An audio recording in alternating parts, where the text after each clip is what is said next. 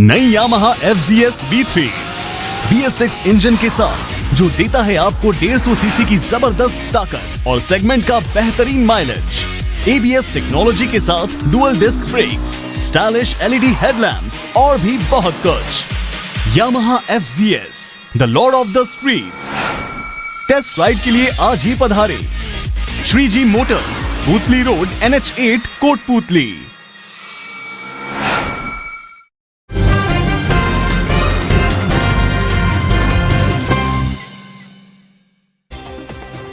नमस्कार, आप देख रहे हैं कोट न्यूज़ बुलेटिन। कोटपुतली की पंजाबी गली की युवती ने पीठावाली के रहने वाले प्रवीण कुमावत पर बदनीयती का आरोप लगाते हुए एक रिपोर्ट दर्ज कराई है। युवती का आरोप है कि आरोपी ने घर में घुसकर उसके साथ गलत हरकत करने की कोशिश की। युवक पर पहले भी एक बार ऐसी हरकत करने का आरोप है। पुलिस ने मामला दर्ज कर जांच शुरू कर दी है। वहीं नांगड़ीवास में वीर तेजाजी चौराहे पर एक पिकअप ड्राइवर पर लापरवाही से गाड़ी चलाते हुए बाइक को टक्कर मारने का मामला भी दर्ज कराया गया है। हादसे में महिला घायल हो गई। कोटपुतली में आज सुबह गोवंश से भरा एक ट्रक जब्त किया गया। ये ट्रक गुजरात नंबर का था और दिल्ली की तरफ जा रहा था। ट्रक शायद रात को खराब हो गया था, इस वजह से बानसूर कट के पास जयपुर से दिल्ली वाली सर्विस लेन पर खड़ा था।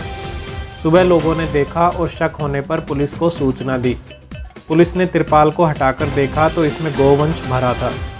गो तस्करों ने इसको चारों तरफ से तिरपाल से कवर कर रखा था और कंटेनर की तरह ये पैक था जिसमें हवा आने की बिल्कुल भी जगह नहीं थी। ट्रक खराब था और स्टाफ गायब था। पुलिस ने इसे JCB की सहायता से धक्के लगवाकर बानसूर रोड स्थित जयसिंह गौशाला पहुंचाया।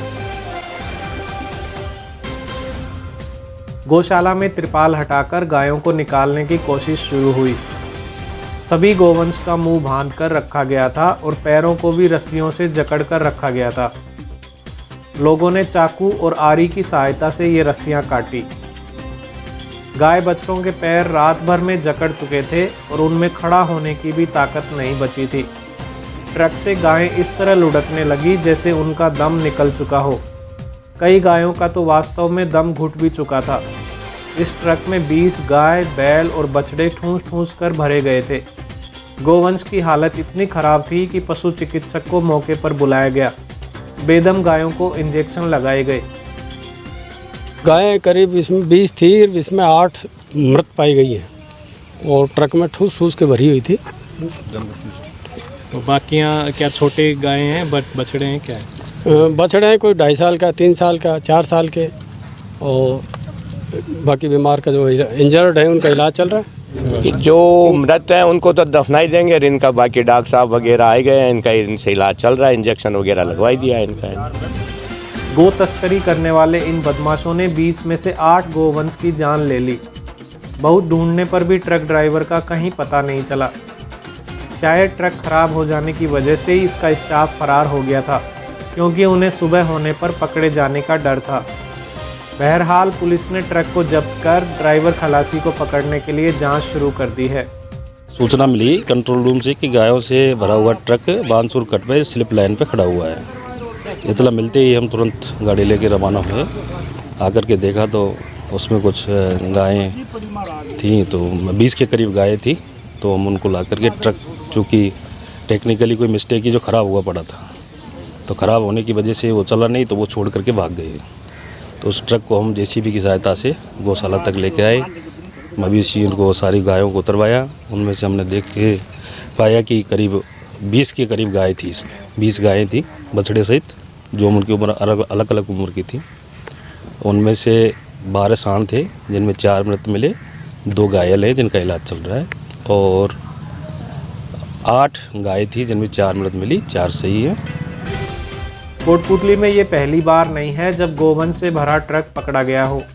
नेशनल हाईवे से अक्सर ही अवैध तरीके से गायों को दिल्ली की तरफ ले जाया जाता है, लेकिन शर्म आती है ऐसे इंसानों पर जो पशुओं के लिए जरा भी दया की भावना नहीं रखते। कोट न्यूज़ के लिए महेंद्र सैनी की रिपोर्ट। कोटपुतली ब्लॉक में आज भी 8 लोग कोरोना पॉजिटिव पाए गए हैं। इनमें हिरोड़ा की नर्स और कोरोना ड्यूटी दे रहा चिमनपुरा का युवक भी शामिल है। इनके अलावा कांसली का रहने वाला एक पेशेंट दिल्ली में काम करता है जिसने यहाँ BDM में सैंपल दिया था। एक मरीज़ कोटपुतली थाने का मुलजिम है। एक मरीज़ मोहनपुरा की अल्ट्राटेक कंपनी का कर्मचारी है। बाकी पेशेंट कोटपुतली के गोविंद विहार, सरोन और भालोजी के रहने वाले हैं। इस तरह अब तक हमारे इलाके में कुल पॉजिटिव की संख्या 645 हो चुकी है। लेकिन राहत की बात यह है कि इनमें से करीब 600 लोग रिकवर भी कर चुके हैं। कोटपुतली में आज राष्ट्रीय लोकतांत्रिक पार्टी का दूसरा स्थापना दिवस कार्यक्रम आयोजित किया गया। कार्यक्रम को प्रदेश महासचिव और पूर्व संसदीय सचिव रामस्वरूप कसाना ने संबोधित किया। कसाना ने राज्य सरकार पर आरोप लगाया कि इसने किसानों, मजदूरों और आम लोगों की कमर तोड़कर रख दी है। लॉकडाउन और मंदी के बावजूद बिजली की दरें बढ़ा दी गई हैं। पिछले दिनों राज्य मंत्री और कोटपुतली विधायक ने कोटपुतली क्षेत्र में बिजली अधिकारियों को 5 करोड़ रुपए की वसूली का टारगेट दिया था। इसे लेकर भी कसाना ने राज्य मंत्री को आड़े हाथों लिया। इस मौके पर विक्रम छावड़ी, महावीर गुर्जर, कृष्णराज पटेल, बंटी गुर्जर, राजेश कसाना, गोविंद बीदानी, घनश्याम अथोनिया और सैकड़ों कार्यकर्ता मौजूद रहे। मंच संचालन समीर जोशी ने किया। चाहे सीवरेज की बात हो आपके यहाँ, चाहे इटली के जोड़ के पानी की व्यवस्था हो, चाहे नगर पालिका में जिस प्रकार से अभी आपने देखा कि जब से जो भ्रष्टाचार की चरम सीमा पे पहुंच चुका, चाहे नगर पालिका की बात हो और आने वाले समय में ये लोग जो बातें कर रहे हैं, मैं जहाँ तक समझता हूँ कि आप सब लोगों ने देखा कि अभी एक घंटे पहले टेंडर किसी के होता है और उसके बाद में किसी के हो जाता है। ये पहली बार कोटपुतली में हुआ और यहाँ खास तौर से जब अधिकारी भी लग रहे हैं तो उनसे जाकर पूछा जाए कि किस रूप में वो आ रहे हैं। वहाँ सीधी तौर पे बात की जाती है कि आप कितना देंगे तब कोटपुतली में लगेंगे। हालांकि RLP का बीजेपी से राजनीतिक गठजोड़ है, लेकिन कसाना ने कहा कि बीजेपी मजबूत विपक्ष की भूमिका निभा पाने में असफल रही है। जो काम भारतीय जनता पार्टी को करना चाहिए था वो पूरे राजस्थान के अंदर RLP पार्टी कर रही है, चाहे कोई भी जगह हो, चाहे कैसी भी घटनाएं हो। मैं आपको बता रहा हूँ, पहले टोल टैक्स जो माफ़ हुआ था, लेकिन उसके विरोध में बीजेपी को उतरना चाहिए था, लेकिन कोई नहीं बोल पाया। किसानों के बिजली के बिल माफ़ हुए, फिर से किसानों के बिजली के बिल चालू हुए, लेकिन विपक्ष के रूप में भारतीय जनता पार्टी विफल रही है और वो इसके जिम्मेदार भी आने वाले समय में रहेंगे। हम सब RLP के कार्यकर्ता पूरे राजस्थान में इसकी लड़ाई लड़ेंगे।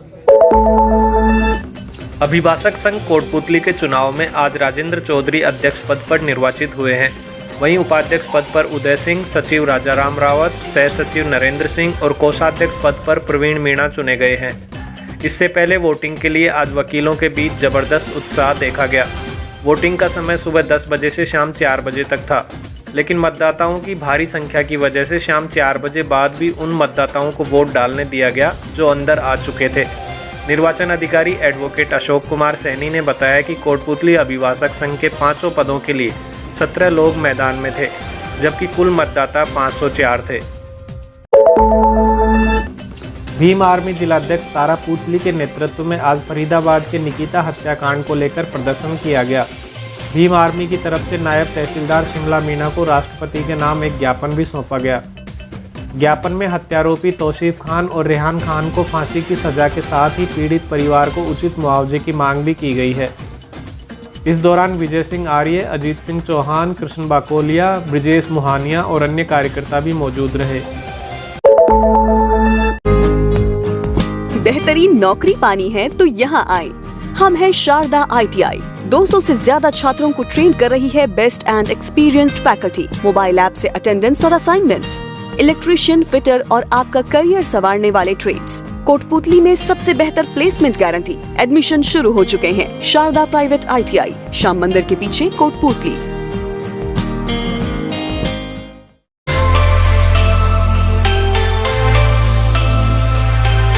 अब घर बैठे मंगवाएं अपना मनपसंद खाना अपने फेवरेट होटल RTM से। आज ही डाउनलोड करें home restro app Google play store से और पाएं शानदार डिस्काउंट। होटल RTM 30 सालों से आपकी सेवा में।